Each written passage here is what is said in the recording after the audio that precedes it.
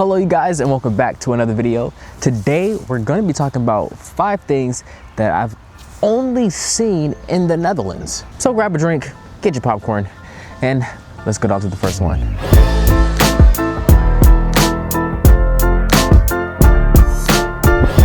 I'm currently not at my house right now, and I have brought my camera because I know how to record a video, but I didn't bring my normal vlogging lens. I brought my B-roll lens. So I got this giant heavy camera lens. So this video is going to be a bit more intimate. Yeah, my arm's gonna be on fire. Let's go ahead and knock out the easiest one. Like when the entire country turns orange. King's Day. Yeah, that is one thing I've only seen in the Netherlands. The big celebration of the King's birthday. And it's a super national holiday. Everybody comes outside. The cities become packed. It is just one giant orange color splash in your face once you walk outside. Now this day is a really big day for the Dutch people, and everybody wears orange. Some type of orange article of clothing. Some people wear an entirely orange suit, but you gotta have something orange on that day. And something that I find very special about this day is that anybody can sell on that day without a permit. And it's the only day out of the year where somebody can sell secondhand items without a permit. So you'll be walking down the city center and you'll just see everybody lined up with a blanket or some type of tarp with old items that they're just trying to sell off. And I always think that's pretty cool. I actually haven't been to like big cities where it's like packed in with everybody together, because for me, I actually like my personal space. For me, I always loved going to like the small towns, like in Wageningen. There was actually people there on the markets selling their items, and I ended up finding a good pair of rollerblades. Now, as you guys know, I'm typically the roller skater, but a nice pair of rollerblades to stroll through the city, that's also quite nice too, right? The Vrijmarkt on King's Day is something that I think is pretty special. But there is multiple things that you could do. Like there is giant festivals. If you like the hard music, everybody in together and everybody's having fun and drinking and stuff like that, then you can go to like a big city and that is all you're gonna get. I would say King's Day is something that I've only seen unique to the Dutch.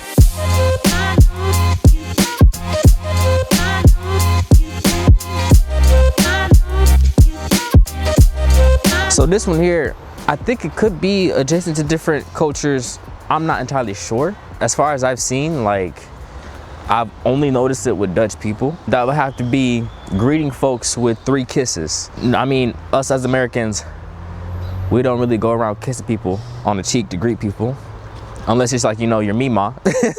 Here, to like, you know, greet family members or, you know, in a formal setting or something like that, you handshake, kiss on the cheek 3 times. Now you don't actually have to, you know, lather your lips up and, you know, give a big old slimy smooch. But I really only experienced it with Dutch people. Now I typically noticed it when you do a 3-kiss greeting. It'd be between a man and a woman, or between a woman and a woman. But they're more for events that are family / friend related. You also wouldn't go to a business meeting and give a 3-kiss greeting. You would just do a handshake. But also over the years it has changed. So it's not normal with every Dutch person. I think it's more for like the older generation of Dutch people. It's not as standard, like you have to do it. You can also go in with a hug or a simple handshake and, you know, call it a day. But that is one thing that you may find depending on the type of Dutch person or where you live at inside of the Netherlands when you come up here.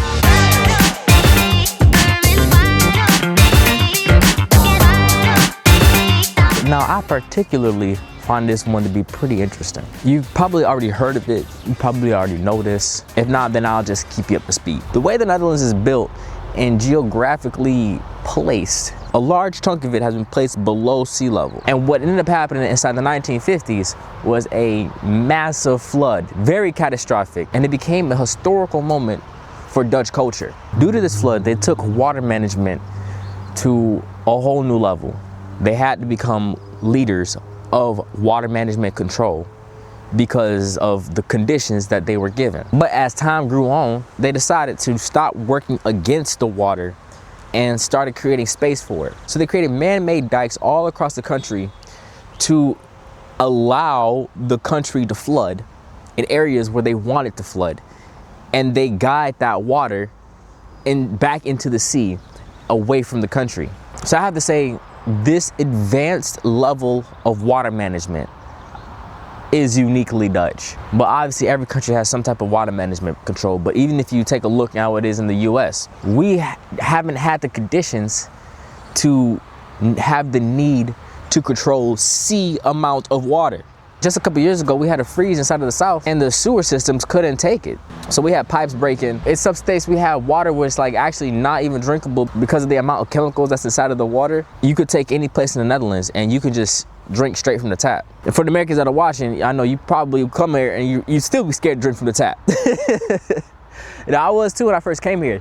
Because when you like grow up in a place where you can't drink from the tap because it's too much fluoride, and you come to a place and then you hear all the water is filtered, so you could just literally drink from the shower head if you wanted to. It really changes the way you think about water management and how good water management could be. But the Dutch figured that out.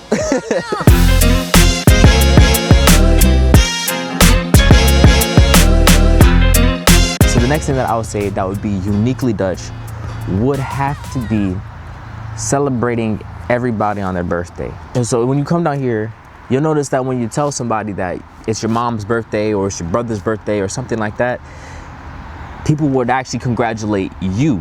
Here they say gefeliciteerd, which is just congratulations. And I had talked about this inside of an older video. You can watch it here.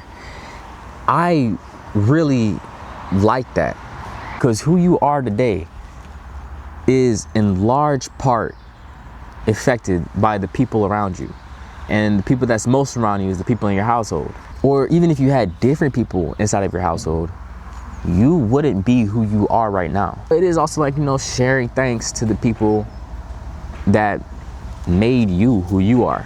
And that is one thing that I have only seen inside of, you know, Dutch culture.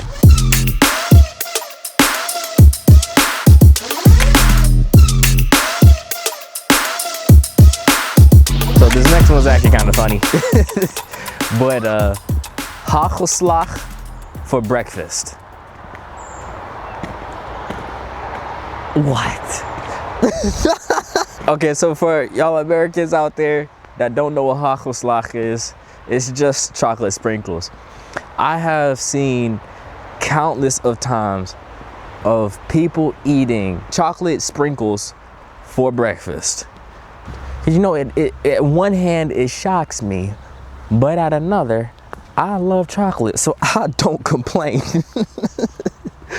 But it's like, I have never seen, you know, chocolate sprinkles being like such a popular breakfast choice. I get the idea that's like something, you know, that you as a kid would think like, oh yeah, that's what I want for breakfast. But no, I see not only kids eating chocolate sprinkles and bread, but also adults eating chocolate sprinkles and bread for breakfast. And like, there's no way that could be filling. But then again, who can deny a good dessert? I'm gonna take it every time too, if you give me the option of chocolate sprinkles. For me now, it feels very normal. I mean, I still don't eat chocolate sprinkles for breakfast. I'll stick with pancake.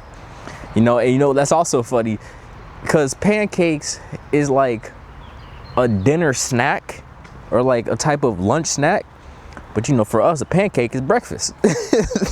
And then we have chocolate sprinkles as like a dessert idea or a dessert snack idea, but for them it's breakfast. It's crazy how it's like swapped around like that.